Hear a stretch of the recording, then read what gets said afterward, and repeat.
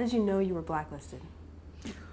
Well, the first time that there was any indication of it, my agent called and asked if I would write what is now called a pilot script, was then called an audition script, for a advertising agency, Young and Rubicam.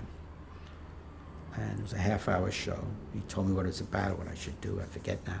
And I wrote the script, and he came to pick it up, or I brought it into him, and he said, well, put another name on it.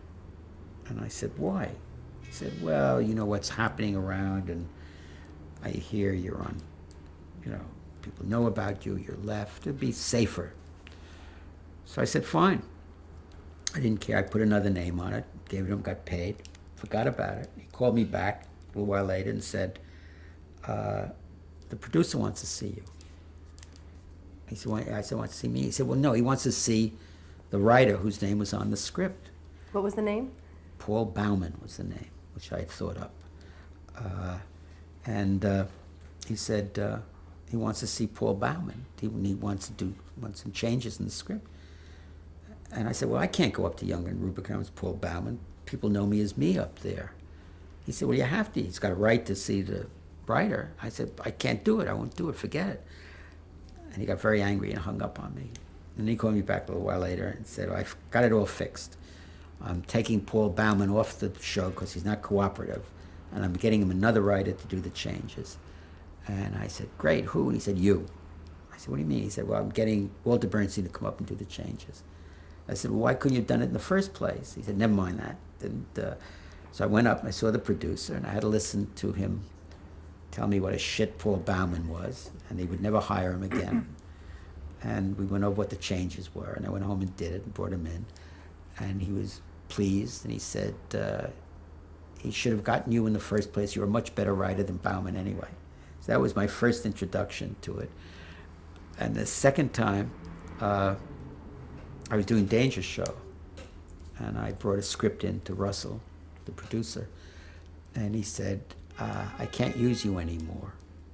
He said, I'm not supposed to tell you this, but whoever his boss was at the time said, I'm to tell you that we're changing the format, or we need a writer, we've been using you too much, whatever the reason, you give writers.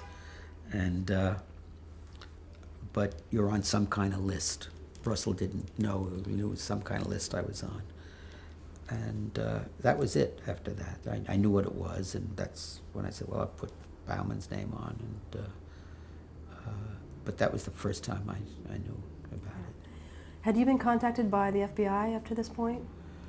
I'd been contacted once. They'd come to see me about someone I had known at college who was suspected of being a Soviet spy. I didn't know, I hadn't seen him since college, and I didn't know much about him. And then after that, around that time, around 50 or so, they began coming to see me. They'd come once or twice a month. Always the same, always two men, and dressed alike, suits, coats, vests, hats, and very polite. They'd knock on the door and introduce themselves, show me the badge, and say, we'd like to talk to you. I'd say, I have nothing to say, and goodbye, and close the door, and they'd go off.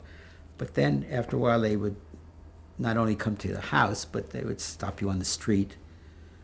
They stopped me once on a subway platform, coming out of the theater, getting off a bus.